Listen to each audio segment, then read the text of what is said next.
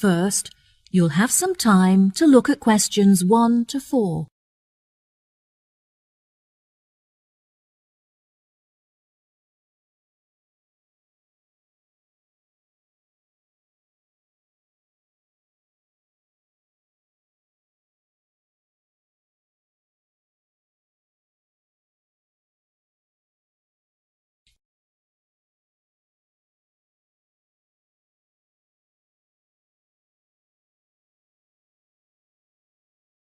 Listen carefully and answer questions 1 to 4.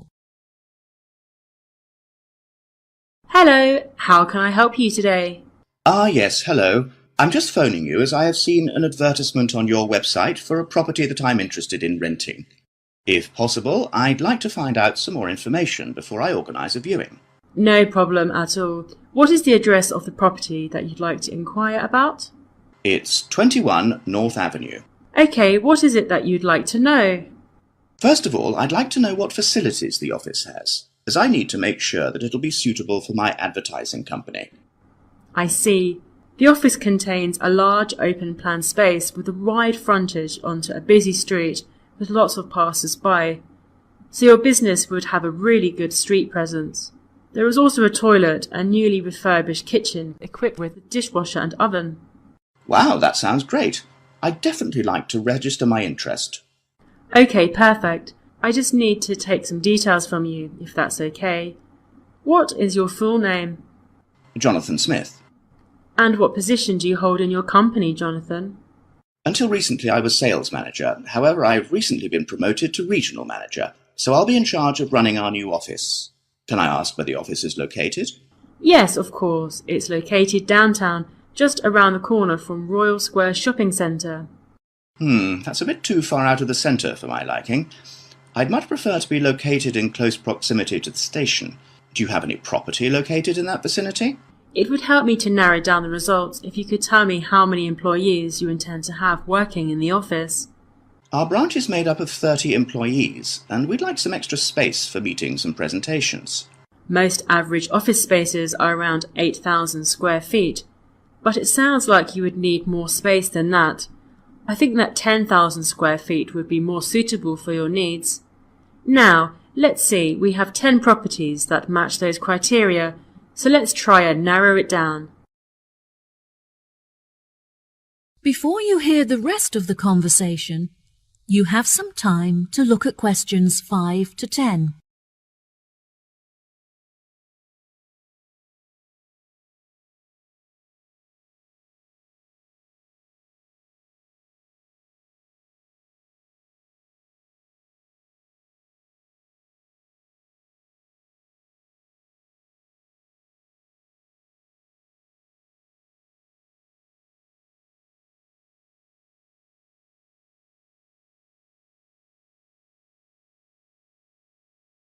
Now listen and answer questions 5 to 10. Do you have any other requirements? Well, we'll need access to the office 12 hours a day, but security should be 24-hour. We don't hold any money on the premises, but it's crucial that we protect our customer information against theft. Okay, anything else? Yes, ideally I would prefer the new office to be split over 2 levels, so that the working office area is kept separate from street level. That will enable us to locate a reception at ground floor level to welcome customers when they arrive. And are there any particular facilities that you need? Our employees work very hard throughout the day, and I want to make sure that they're well nourished. It would therefore be ideal if I could provide them with a kitchen to cook hot meals at lunchtime. Would you want the kitchen to be located at first floor level with the office? No, I don't want the office to be filled with the smell of food. It would be better if the new office had a basement where we could locate the kitchen and staff room area to keep it at arm's length from the workspace.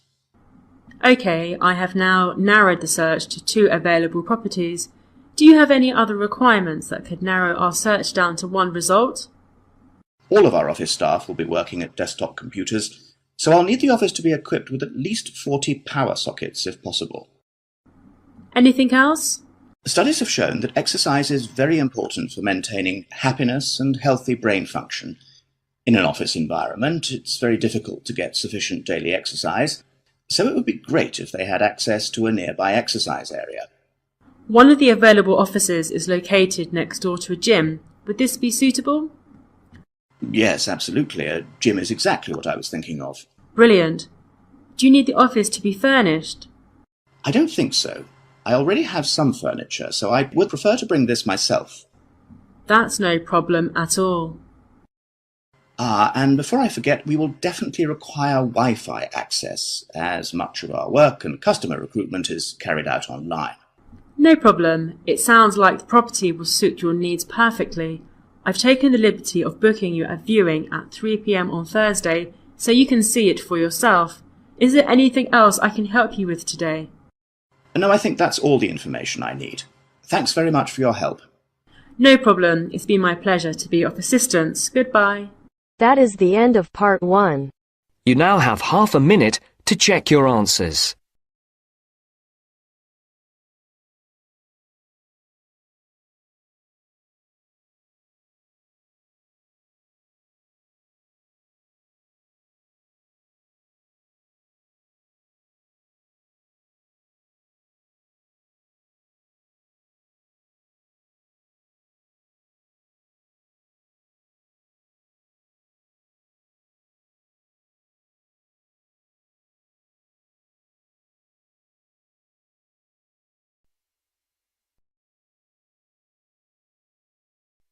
Now turns to part 2.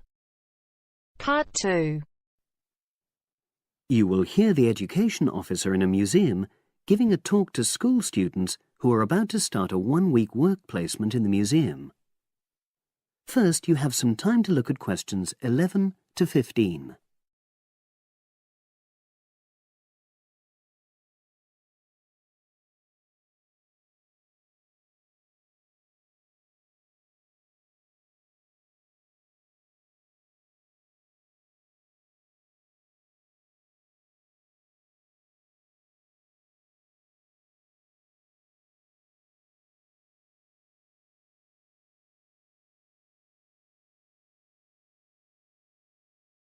Now listen and answer questions 11 to 15.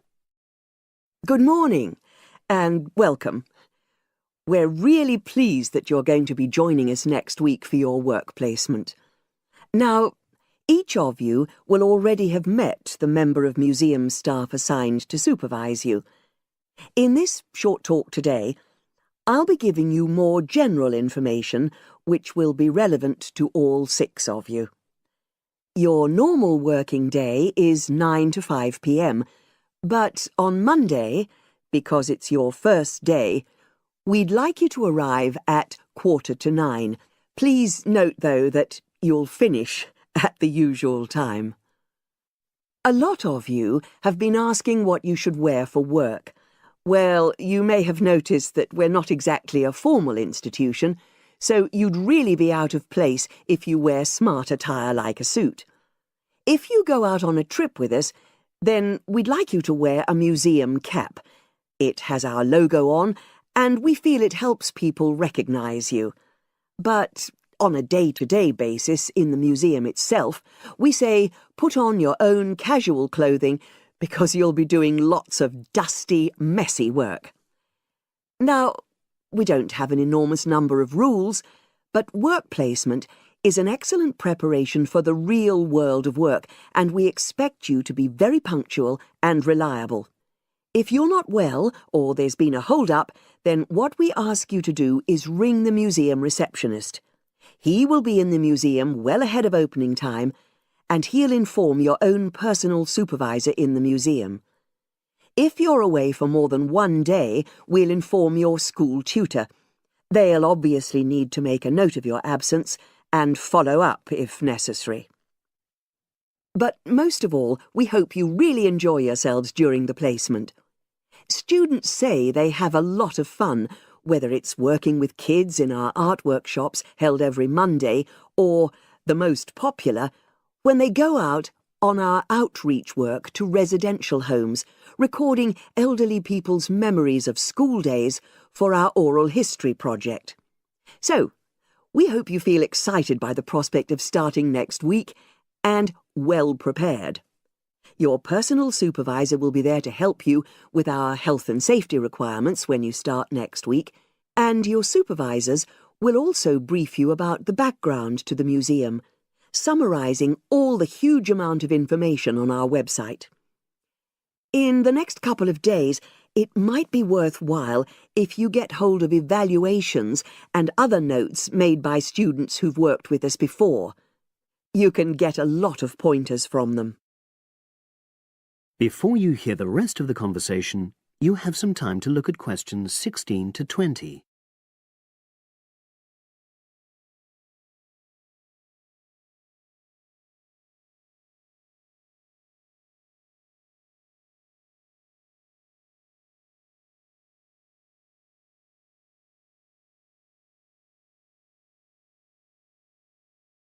Now listen and answer questions 16 to 20. Now, before I finish today, I wanted to help you find your way around the museum. When you start next Monday, the first thing you'll need to do is sign in. Come through the main entrance and you'll see the main staircase straight ahead.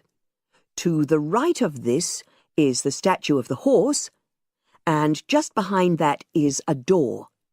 Go through that, and that's the sign-in office. Now, on the first day, you'll be working in Gallery 1.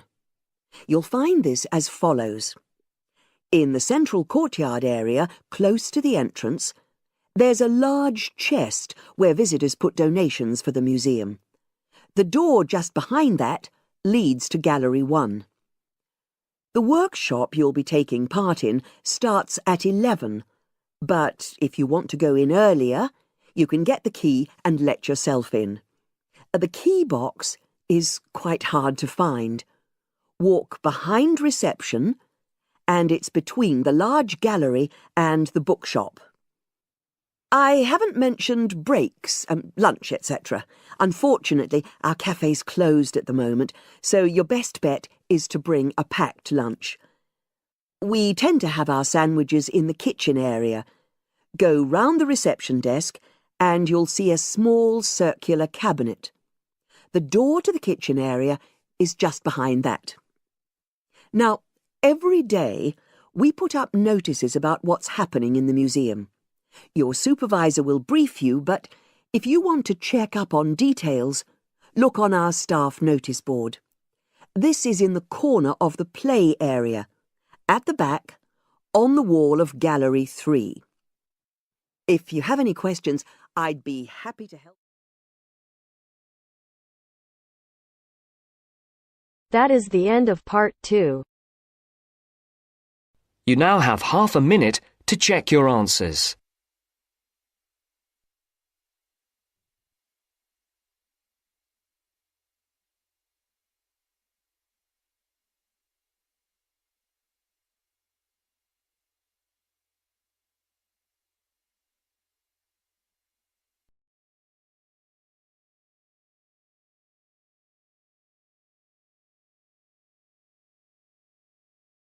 Now turns to part 3.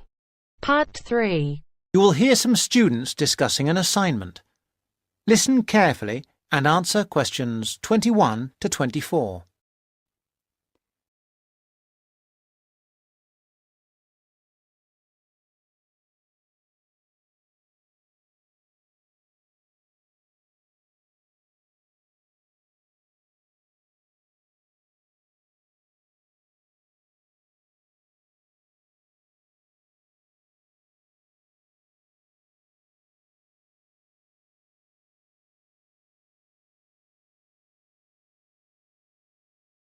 Well, Fiona, we certainly have a lot of work to do this weekend. I wish now I hadn't spent so much time on my other assignment. Don't say that. You did really well. 80%. Yes, but this is different. It's not hard, really. It's just all a bit of a rush. We had loads of time to get the other one right, but this one is all a bit pressured. That's what makes me anxious, despite the preparation we've done. You shouldn't worry. What could go wrong? Look, let's look through what we can do to make sure it's okay. Well, the main difficulty that's bothering me is about defining the terms of reference. It's supposed to be about approaches to social welfare, right? Yes, but we're not expected to give a survey of what that means. That's not the point. We're supposed to be comparing the way welfare is approached in collectivist societies and what you might call capitalist societies. So we can concentrate on just that contrast. Yes. The other thing that bothers me is that I'm not really committed to either view. Well, I have strong opinions of my own, but that's not supposed to colour my judgment. How do you mean? Well, what you write for this is supposed to be unbiased. It specifically says that you shouldn't give a personal view. But Professor Green has a personal view. Yes, but that doesn't mean that we have to agree with him. And I don't think we'll do any better if we do. And how long does it have to be? The maximum is 4,000 words. What? But that's the maximum. We'll probably end up with about 3, but at least 2,000 is the minimum. Shouldn't be a problem. OK. Now answer questions 25 to 30.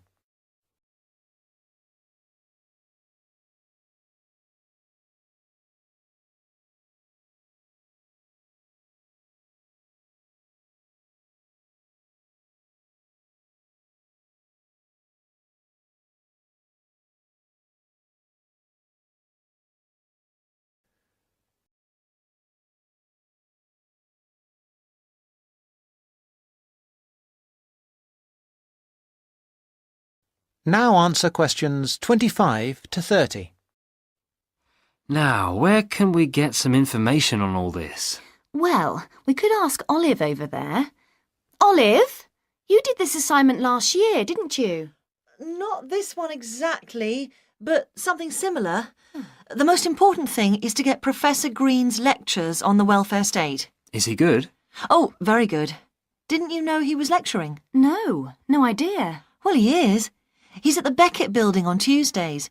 I think he's starting this week, so you'll be able to get the series of 6. He deals with the underlying philosophy as well as the economics of it all. It's at 10 a.m. I'd go myself, except that I have too much to do. And what about reading? I've got the reading list here. As usual, it has far more titles and references than we can possibly read in the time. I haven't even got a reading list. Where did you get that from, Mike? I got it at the welcome lecture. Oh, I wish I'd gone to that now. What you need above all is his own book called Welfare Economics. All the department know it and follow his approach. Oh, right. Good idea. Perhaps we don't need to go to the lecture if we have his book. No, I really do advise you to go to his lectures as well. Well, what was the full title of his book? If I remember rightly, it's called simply Welfare Economics by Mike Green. I've got it. Welfare Economics, Glenfield University Press, 2006. Great. Let me just write that down. Anything else you recommend? There's Edward Jones's book, Growing Old in Britain. That's essential reading, but you have to be careful because it's a popular book by a journalist. Well, if it's popular, maybe we'll like it. Who publishes that? That's published by Rutland University Press in 2005. Well, that's very useful.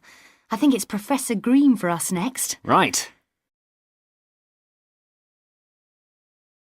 That is the end of part 3. You now have half a minute to check your answers.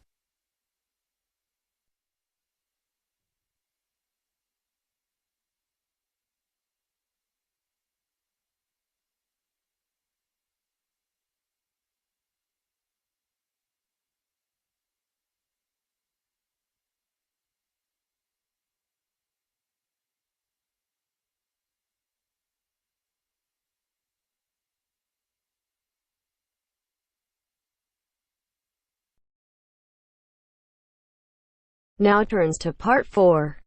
Part 4. You will hear a talk given by Dr. Miranda James. First, you have some time to look at questions 31 to 40.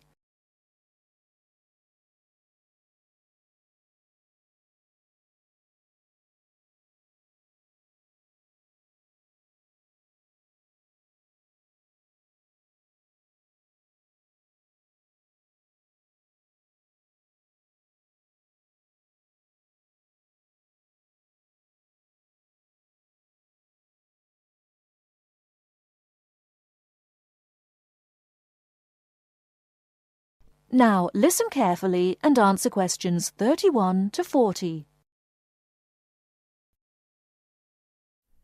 Good afternoon, everybody, and welcome to the first in a series of talks we have arranged for the Overseas Students Association this semester. Dr. James has very kindly agreed to speak to us today on the topic of public speaking, and judging from the large numbers of you here, it's clearly a subject of great interest and relevance. Dr. James. Hello. It's good to see so many of you here, and hopefully what I'm going to tell you will be useful to you both here at the university and in your future employment. Many people avoid speaking publicly, by which I mean in front of, say, 10 or more people. Not because they lack the ability, but mainly because they lack confidence, which is really only due to lack of practice. Today, as a consequence of the influence of television, audiences expect speakers to be relatively brief and to the point, in addition to being well-informed and interesting or entertaining. Probably the most important part of public speaking is what you do beforehand, by which I mean preparation. This includes practical details, such as knowing precisely what your topic is and exactly how long you are expected to talk for. You should also plan the content thoroughly. A good strategy is to write out the content as you intend to say it, and then make brief notes, preferably on small cards, which you use to talk from. This way you sound more natural. You incorporate pauses while you look at your notes, and you can then look at your audience while you are speaking. Never read your speech without looking at the audience. Eye contact is a very important part of communicating with an audience. So deliberately move your head and look around at your audience. Pauses are important, as most people, when they are nervous, tend to rush through their speech. Practice speaking slowly. This gives you more time to pronounce your words correctly. It's always easier for your audience to listen to someone whose speaking is clear and calmly paced, so that they can understand the ideas being explained. And the bigger the group, the more slowly you should speak. Remember to project your voice, speaking clearly to the person furthest away from you. It's a good idea to rehearse and record yourself. Pay attention to your intonation when you listen to yourself. It's even harder if you're speaking in a second language, I would imagine. But there's nothing worse than listening to a flat, monotonous voice. So try to vary your tone and rhythm. This will add meaning to your words. Lastly, pay attention to both your posture and your gestures. A confident person stands or sits in a small group with their head up, chin out and shoulders back. Try to avoid scratching or fiddling with your hair or beard or pens, jewellery and so on. These movements can distract and irritate your audience. Yet you may be unaware of them yourself. Another reason for rehearsing, preferably with feedback from a friend, or better still, on video. I hope these few tips will make your experience of speaking in public a little easier. Remember, practice makes perfect. That is the end of part 4. You now have half a minute to check your answers.